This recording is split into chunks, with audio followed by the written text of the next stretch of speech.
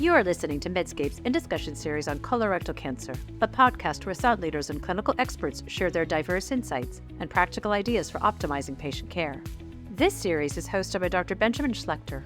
Dr. Schlechter is a senior physician in gastrointestinal oncology at the Dana-Farber Cancer Institute. Relevant disclosures can be found with the episode show notes on medscape.com or the Medscape app. The topics and discussions are planned, produced, and reviewed independently of advertisers. This podcast is intended only for U.S. healthcare professionals. Hello, I'm Dr. Benjamin Schlechter, and welcome to Medscape's In Discussion series on colorectal cancer. Today, we're discussing young-onset colorectal cancer with Dr. Kimmie Ng. Dr. Ng is the Associate Chief of the Division of Gastrointestinal Oncology at the Dana-Farber Cancer Institute and the co-director of the Colon and Rectal Cancer Center. She's also the Director of Translational Research and the founding director of the Young-Onset Colorectal Cancer Center. She's an associate professor at Harvard Medical School as well. Dr. Ng, you are a recognized expert in young-onset colorectal cancer, and your work has set the standard for investigating young-onset cancers broadly across multiple tumor types. So before we dive into this topic and the emerging crisis of young-onset colorectal cancer, I want to hear a bit about your pathway to becoming a GI oncologist. I first became enamored with cancer, malignancy, through the molecular mechanisms by, time that I spent in a laboratory during college. When I got to medical school, I started to become more interested in more translational clinical projects. And when I started taking care of patients and seeing patients in the clinical wards, I realized how gratifying it was to be an oncologist. And initially, I thought I wanted to work on breast cancer because there was some breast cancer in my family. But when I rotated on a GI oncology service, I realized just the breadth of different tumor types that needed to be mastered and learned, and just how poor the prognosis was for so many of these GI cancers that I became motivated and passionate about trying to make things better for patients with GI malignancies. It's fascinating as we go through this series. Time and again, we hear from investigators about their path. No one starts as a GI oncologist, and everyone sort of sees the light, I think, as they see these patients. And I think it emphasizes the educational aspect in our trainees. We need trainees, we need residents and fellows seeing these patients early on and medical students so we can sort of engage them in this important work. GI cancers make up nearly a quarter of all cancer-related deaths, right? This is a huge burden on people, and we really need a lot more research advances in this area. Yeah, that gets us to our topic, right? So we've heard a lot lately about young-onset colorectal cancer. It's in the news, there's celebrities, there's friends, there's family. And I actually want to start with some definitions. So who are these patients and how prevalent is this issue? So young-onset colorectal cancer is defined as a patient who is diagnosed with colorectal cancer under the age of 50.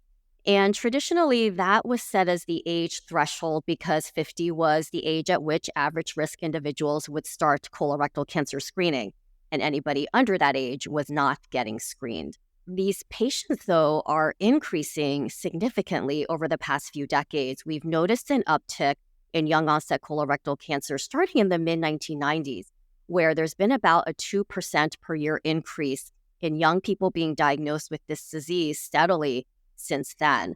And unfortunately, this is now the second leading cause of cancer-related death in young women, and now the leading cause of cancer-related death in men under the age of 50. Yeah, that's a striking change to think that colorectal cancer is catching up and will surpass breast cancer in women and is the leading cause of death among young men. And is this all demographics? Is it Black? Is it white? Is it Latino? Who gets this? So unfortunately, this is something that's universally affecting all different races and ethnicities where we have available data. Of course, the rise is steepest, seemingly, in non-Hispanic whites, and we don't quite understand yet why that is. But there are documented rises in every race and ethnicity. And also, this is a global phenomenon. This is happening in most countries around the world. It is mostly in higher socioeconomic status in westernized countries, but even rises are being demonstrated in Asia and African countries as well. Wow. So something really has changed in this time period. And what are the differences? Like, what type of colon cancers are these patients getting? Is this all Lynch syndrome? Is there some other pattern of presentation? What are we talking about here? Yeah, so the natural question I think that comes to people's minds when they hear about younger and younger folks being diagnosed with this is whether it is due to some change in human genetics, right? Is there just more hereditary colorectal cancer being diagnosed? And while it is true that it is much more common to find a hereditary predisposition or a family history of colorectal cancer when you're diagnosed at a younger age, the vast majority of these are sporadic. And when you actually look at the incidence patterns, it follows what we call a birth cohort effect, where the increase is generational. And what this means is that there is likely some environmental exposure that is leading to this rise in young onset colorectal cancer. But as of now, we're not sure what exactly those environmental exposures are. Excellent. We've seen a lot of data on the genetics of these patients. And I think about some of the work published recently by Chris Liu and his group out of Colorado, looking at different mutational profiles. And so what do we know about this, the change in APC mutations P53? What's the story here and what does this mean for us? So the landscape is currently still kind of confusing, and I do think that there is still a lot of work to be done in this area to better characterize the genomics of young onset colorectal cancer compared to older onset colorectal cancer. But what we know so far from published literature is that based on available next generation sequencing panels, there do not seem to be significant differences in somatic alterations between younger onset and older onset cancers. There were some initial publications that indicated perhaps fewer APC mutations, fewer KRAS mutations among younger patients compared to older patients. But then another study out of Memorial Sloan Kettering Cancer Center that was able to adjust for the sidedness of the primary tumor, for example, when that was done, a lot of these differences went away or became non-statistically significant. So I think we still have a lot of work to do. I do think we need deeper genomic profiling, whether with whole exome sequencing or whole genome sequencing. We need to take a better look at mutational signatures that may be different between younger and older patients. And all of that is being worked on by several different groups. What about TMB? Do we have anything else here? Well, I don't think there have been consistently reported differences in TMB. There was an abstract presented at ASCO in 2023 using whole exome sequencing of stage 1, 2, and 3 colon cancer patients that did seem to suggest that there may be more microsatellite stable TMB high profiles among younger onset colorectal cancer patients, maybe due to more POL-E mutations. That, I think, needs to be confirmed further with larger validation cohorts. But if true, that certainly means there could be differences in treatment recommendations based on your age. And so this highlights the importance of really better understanding the genomic differences between younger and older patients. What about clinical factors? Are these rectal cancers, left-sided cancers, right-sided? Increasingly we think about colon cancer really as three diseases in terms of treatments. Where do these patients fit? So very curiously, almost all of the patients with young onset colorectal cancer have left-sided tumors, and many of them are rectal tumors, much more so than an older patient who gets diagnosed with colorectal cancer. We know that, as you said, the tumors arising from different parts of the colon and rectum are very different in terms of prognosis as well as response to therapies. And so it is another really important question in the field to try to figure out why it is that the vast majority of young onset colorectal cancers arise in the left colon or rectum. There are some other clinical differences that have been noted as well. Some reports mention more mucinous and signet ring cell histologies among younger onset tumors. And unfortunately, the vast majority of younger onset patients get diagnosed with stage 4 colorectal cancer rather than earlier stages. Part of that may be due to the fact that they weren't being screened. Part of that may be due to delays in diagnosis that happens when a young and otherwise healthy person presents with symptoms. But we also suspect that younger onset colorectal cancers may be more aggressive and possibly less responsive to treatment. Yeah, that's a troubling combination of factors, right? Left-sided cancers, rectal cancers, mucinous cancers, signet ring cancers, all the hard ones. And I will say in my practice here in the Young Onset Colorectal Cancer Center with you, one of the things I notice is it feels like these young patients never come in the same state as the older patients. They don't seem to have a clear pathway from primary care or urgent care in to see us. What do we know about how many visits it takes to get these patients in and how to connect them with oncology?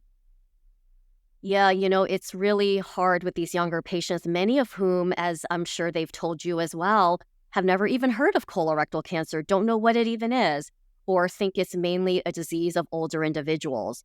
In a survey study conducted by the Colorectal Cancer Alliance of 1,000 young patients with colorectal cancer, many of them had to see 2 or 3 different physicians before being diagnosed with colorectal cancer.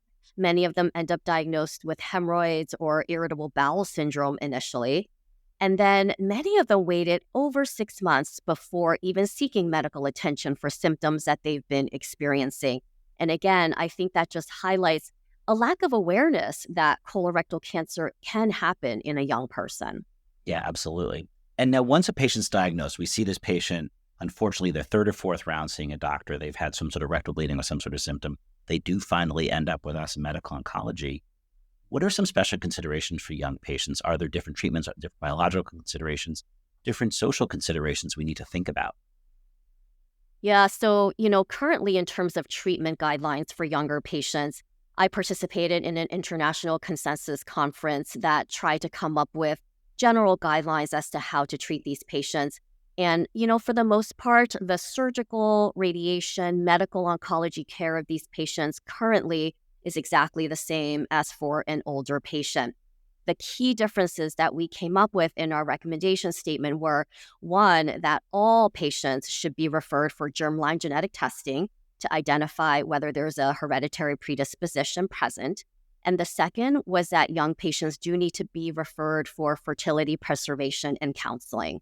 So unfortunately, a lot of these patients under the age of 50 are still in the midst of creating their families or expanding their families.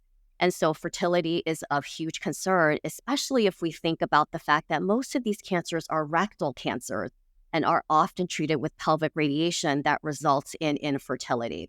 So these are just some of the unique considerations and challenges that younger patients face that are different than older patients, which was part of the motivation for us creating our Young-Onset Colorectal Cancer Center. Yeah, why don't you tell us a bit about that? I want to talk more about some of the things we know about the treatment, but tell us about this center because it seems like we have so much to learn and we need the investigation. So give me the genesis of that and where we're going.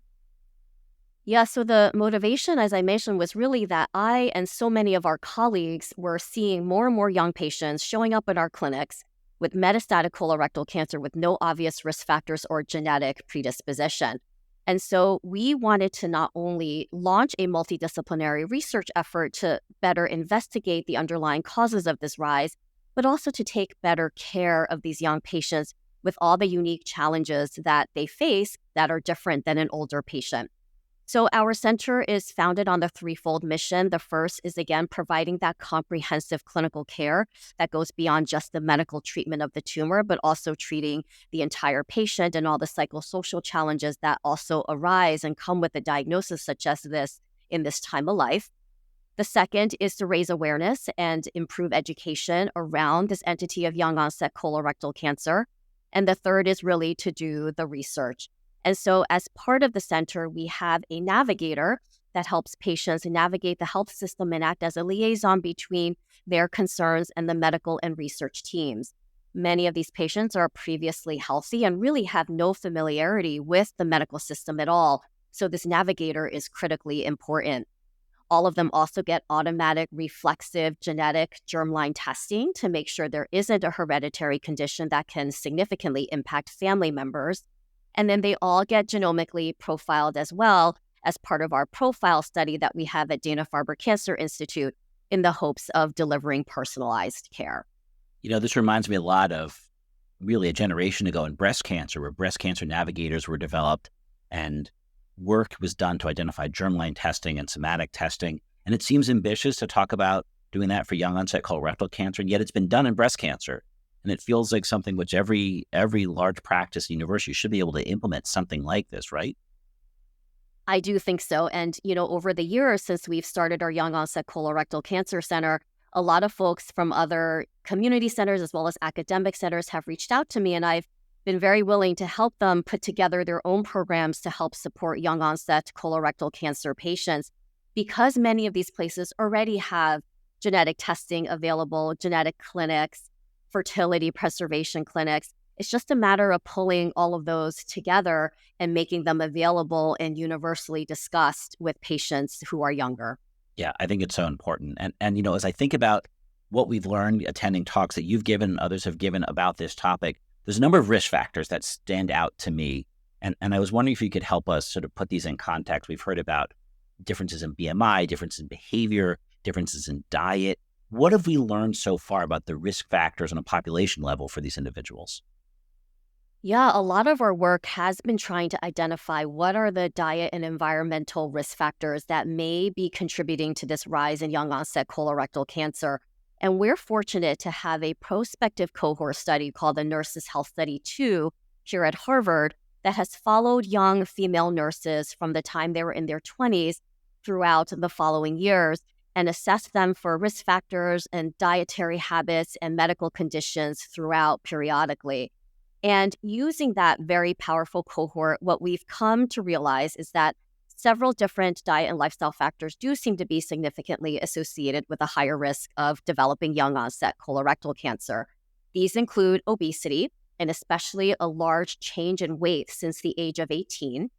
We also have found that sedentary behavior is associated with a higher risk, a higher intake of sugar-sweetened beverages, namely over 2 of those drinks per day, does seem to increase the risk as well. And this effect is even more pronounced if you started this heavy intake of sugar-sweetened beverages during adolescence.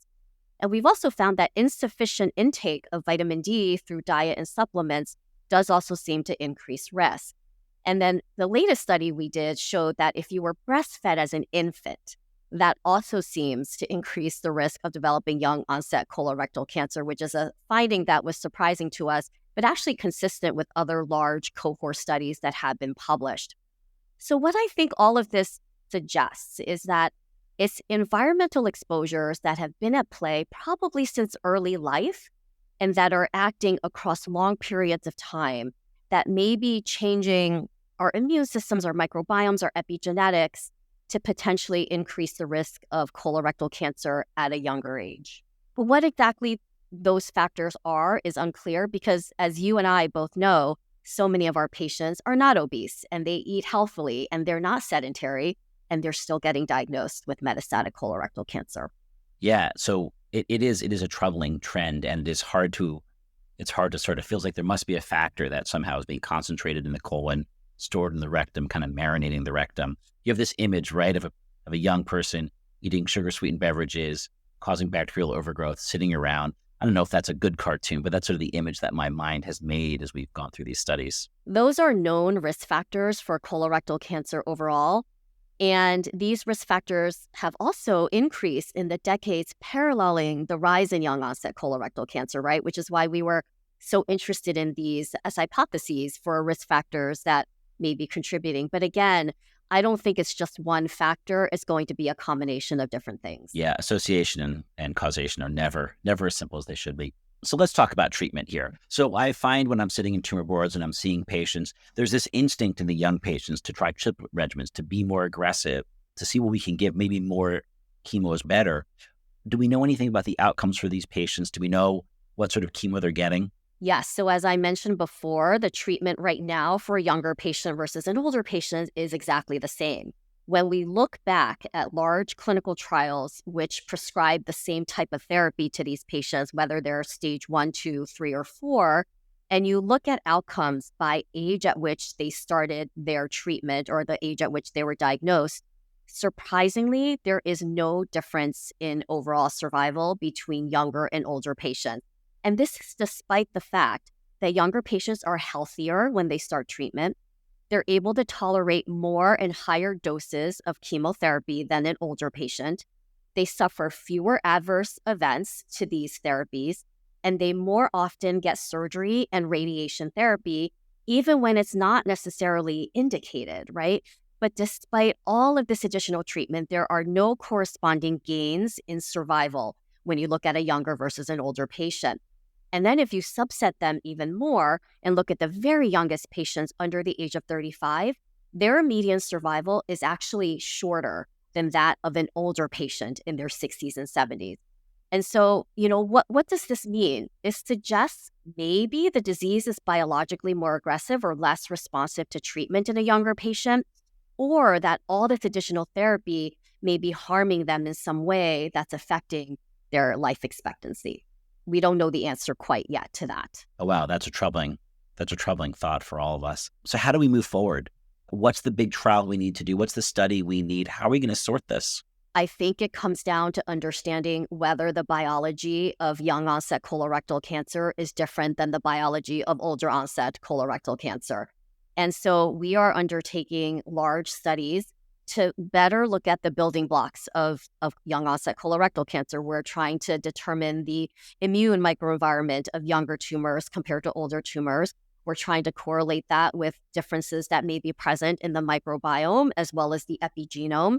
And then if we can identify unique features of young onset colorectal cancer compared to older onset colorectal cancer, with the availability of paired exposome data or validated diet and lifestyle data, we can then hopefully determine what that driving environmental factor or factors is that contributed to that difference, and hopefully then better understand what the cause is for this uptick in young onset disease. Thank you for that. That was both troubling and inspirational to hear what you have to say. And as a clinician experiencing these patients, it's a challenge, but also to know that there's a path forward is just so important, and gives me hope that we're going to figure this out and we can modify some of these risk factors and maybe modify our treatments as well. I really hope so too. Yeah, thank you. Absolutely. Today we've heard from Dr. Kimmie Ng discussing young onset colorectal cancer, and we've heard the extent of the problem. We've defined it. We've talked about various factors and outcomes. These are patients under the age of 50, under the traditional screening age, and yet there's no particular genetic predisposition. We've seen that there are risk factors that may be associative, may be causative, but a generational change has happened where more and more people are getting it. And while there's a trend towards more of these cancers in patients with higher BMI, patients who are exposed to sugar-sweetened beverages, patients with increase of vitamin D, as yet we don't know the true causative factors. We can see that increased therapy doesn't change outcomes for most of the young onset patients. And for the youngest patients, those below 35, in fact, outcomes are inferior, even with triplet regimens and more intensification of therapy.